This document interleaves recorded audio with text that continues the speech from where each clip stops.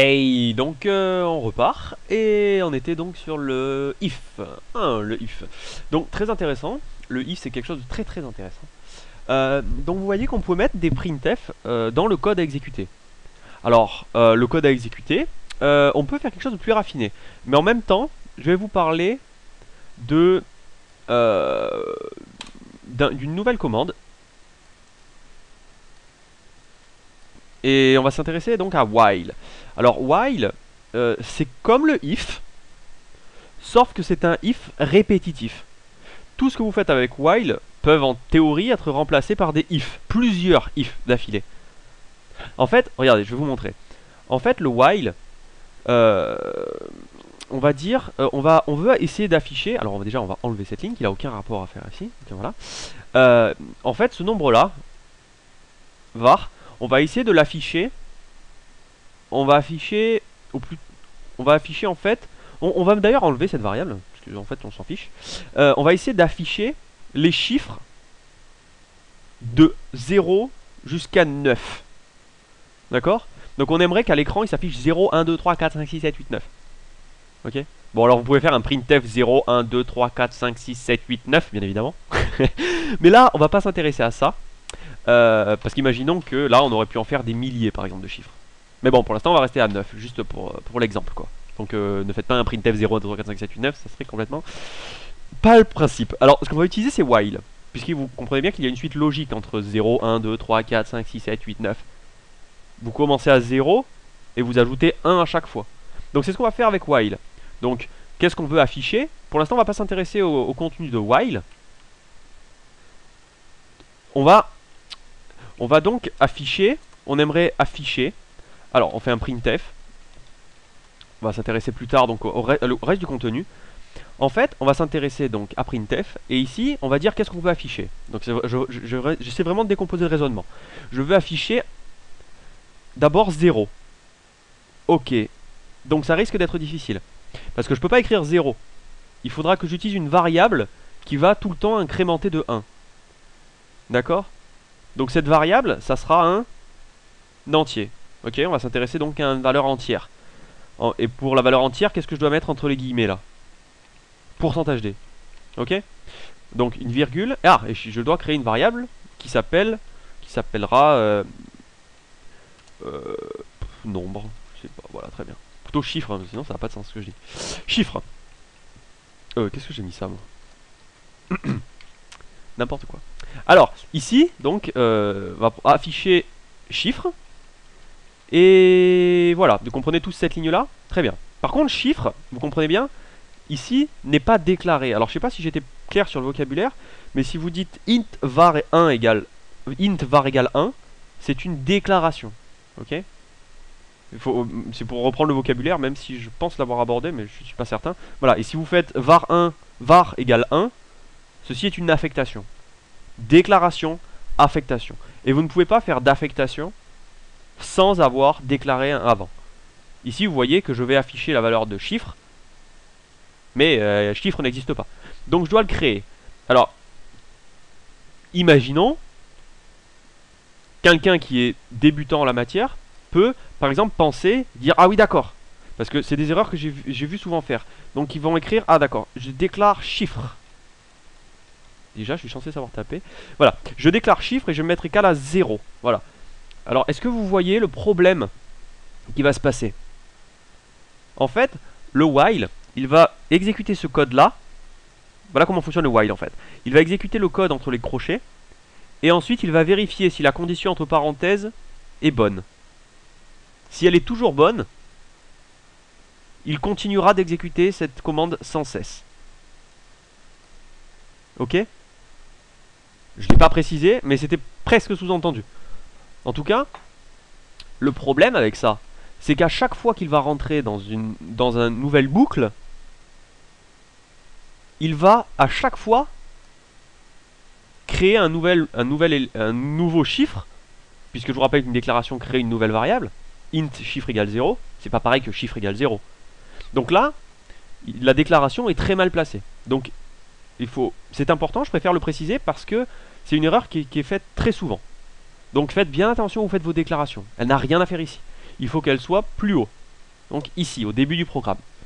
Avant de rentrer dans la boucle, il faut que je fasse cet élément-là. Ok, donc j'ai un chiffre qui est égal à 0. Je vais l'afficher tant que... Bon, pour l'instant, je ne sais pas trop ce que je vais mettre. Mais afficher ce chiffre. Et après, ce que je veux, c'est que ce chiffre, à chaque fois, il augmente de 1. D'accord? Donc, je peux tout simplement mettre ici. Vous voyez, d'abord, il va afficher 0 à l'écran, là. Ensuite, je mets chiffre est égal à chiffre plus 1. Donc, il va ajouter 1 à chiffre. Ok? Donc, il va passer à 1. Et maintenant, il faut que je retourne dans la boucle pour ensuite afficher 1. Alors, d'accord? Alors ici, pour vous montrer, ici on va mettre 1. Voilà.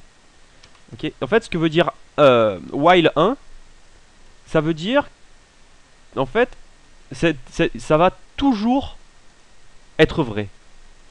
Parce que 1 représente vrai et 0 faux. Si je vous avais mis while 0, normalement vous n'en servirez pas de ce genre d'élément. Mais while de 0 veut dire ne pas rentrer dedans. En fait. Et 1, ça veut dire toujours. Alors très bien. Donc je vais... Pas ici. Voilà, je vais là, je recompile le programme. Et ici, vous voyez qu'il me marque des éléments. Alors, je l'arrête très vite avec CTRL-C. Mais là, vous voyez qu'il m'a affiché beaucoup de choses. Alors, ça vous dit, c'est un peu n'importe quoi, évidemment. Donc, on va mettre une mise à la ligne. De cette manière. Voilà. Après chaque chiffre, mettre une mise à la ligne. D'accord? Comme ça, vous allez plus facilement voir ce qui se passe. Ici, vous voyez que il s'arrête sans cesse. Donc, je l'arrête là. Je le force à s'arrêter avec CTRL-C, si vous êtes sous Linux. Donc, vous pouvez utiliser cette petit raccourci ou regarder les autres vidéos que j'ai fait sur Linux. Et donc voilà, donc vous voyez qu'il incrémente de 1 en 1 jusqu'à 1 113 000, bref. En fait, il ne s'arrêtera jamais, tout simplement. Donc ici, on veut s'arrêter. Quand est-ce qu'il faut trouver un critère pour qu'il s'arrête? Alors, on va réfléchir. Quand est-ce qu'il doit s'arrêter? Alors, là, vous pouvez vous dire, d'accord, je veux s'arrêter, je veux afficher, je vous rappelle, je veux afficher les chiffres de 0 à 9. Donc, vous voulez vous arrêter quand? Imaginons, bon, si vous essayez de répondre à la question, vous voulez vous arrêter quand chiffre est équivalent à tant que chiffre est équivalent à 9. Donc, il faut, tant que, c'est le contraire, vous voyez le raisonnement, tant que chiffre n'est pas égal à 9, afficher le contenu. Alors, il y en a qui ont répondu, qui devraient répondre 9, et d'autres qui devraient répondre 10. Alors, je vais vous montrer justement. Donc, ici, tant que chiffre n'est pas égal à 9, on va revenir ici, nettoyer et relancer. Alors là, vous voyez, donc ceux qui ont répondu dans leur tête 9 ont eu faux. Parce que vous voyez qu'il affiche 0, 1, 2, 3, 4, 5, 6, 7, 8. Ceux qui ont répondu 10 ont eu juste. Alors pourquoi? Alors, on va essayer de... En fait, dès que vous avez un algorithme de cette manière, vous devez vous mettre à la place de la machine et savoir ce qu'elle fait. Ne surtout pas hésiter, ne pas avoir peur de sortir papier, stylo et de modifier les variables dans un tableau. C'est absolument pas une honte et c'est très important pour comprendre ce qui se passe au niveau des variables. En fait, là, on va voir, il va essayer de suivre. Donc, chiffre est égal à 0. Est-ce que chiffre est différent de 9? Est-ce que chiffre n'est pas égal à 9? Ben non, il n'est pas égal à 9 puisqu'il est égal à 0. Donc je peux lancer ce qu'il y a dans cet élément là. Ok? Donc je vais afficher 0. Parfait. Maintenant, chiffre égale chiffre plus 1. D'accord. Donc chiffre passe à 1. Et donc je retourne à sa boucle. Est-ce que 1 est différent, est équivalent à 9? Non. Donc je continue. Donc etc, etc, 0, 1, 2, 3, 4, 5, 6, 7, 8. Et en fait, vous voyez que les variables changent ici. Ici, à un moment, chiffre va passer à 9. Et il va revenir dans le boucle while et dira, est-ce que chiffre est différent de 9? Ah non, il est équivalent. D'accord? Il est égal à 9. Donc je quitte cette boucle. Et il va sortir de cette boucle. Ce qu'on veut, c'est qu'il affiche une dernière fois. Vous comprenez? Parce que le printf est dans le while lui-même. Ok? Donc il faut passer une fois de plus. Donc ici, pour écrire les chiffres de 0 à 9, il faut écrire tant que le chiffre n'est pas égal à 10. On vérifie ici. Et vous voyez 0, 1, 2, 3, 4, 5, 7, 8, 9. Voilà. Donc Donc voilà, ensuite on va s'intéresser, je vais vous parler de deux petites choses qui peuvent être utilisées dans les if ou dans les else, c'est qu'il y a plusieurs autres symboles.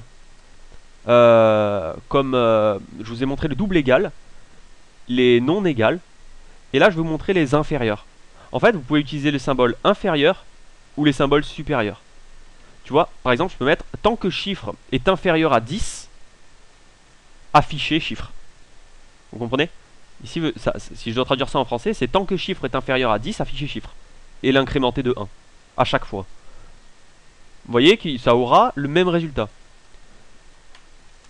0, 1, 2, 3, 4, 5, 7, 8, 9. Ok.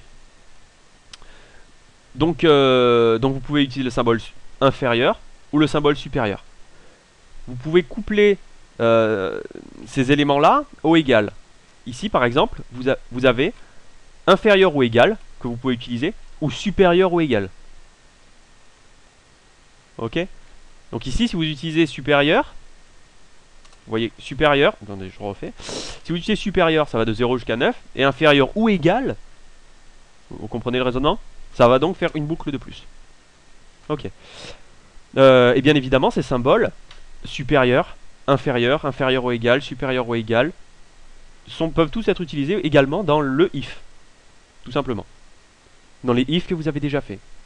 Donc voilà. Je vais vous parler d'autres possibilités pour utiliser while d'une autre manière, même s'il ne s'appelle pas while. Mais bon, je vais vous montrer d'autres principes qui sont peut-être plus agréables et d'utilisation. Après, ça c'est toute une question de goût, mais en tout cas, je vais vous en parler. Donc à la prochaine vidéo.